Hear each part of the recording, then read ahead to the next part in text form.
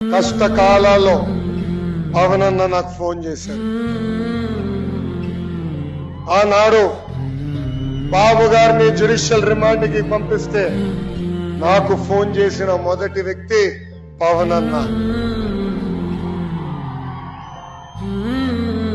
ఆ రోజే చెప్పారు, ధైర్యంగుండు Lokesh, we are all with you. Babu garu ఇలాంటి తప్పు చేస్తారని ప్రజలు నమ్మరు, ముందలకెళ్ళని చెప్పారు. కానీ బాబు గారిని ఆ రాజమండ్రి జైల్లో చూస్తే చాలా బాధ కలిగింది.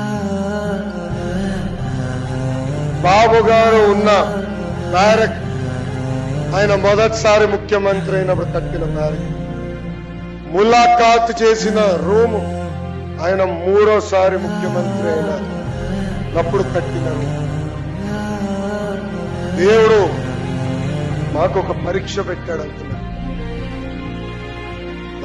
మనందరి అమ్మ నువ్వునమ్మా మనకు అందగా నిలబడి. నేను బాధపడి కళ్ళంత నీళ్లు పెట్టుకుంటే కొండంత భరోసా.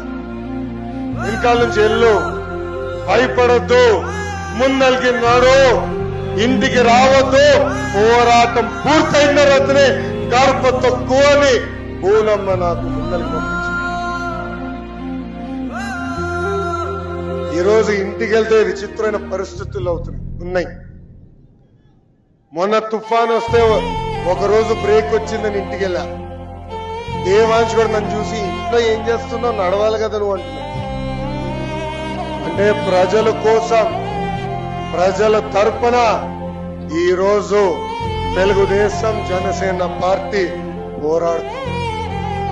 గత 4 సంవత్సరాలుగా ఎత్తిన పసుపు జెండా దించకుండా, మడమ తిప్పకుండా తెలుగుదేశం పార్టీకి కంచుకోటకి కాపలా కాసిన ప్రతి పసుపు కార్యకర్తని కాపాడే బాధ్యత నాది.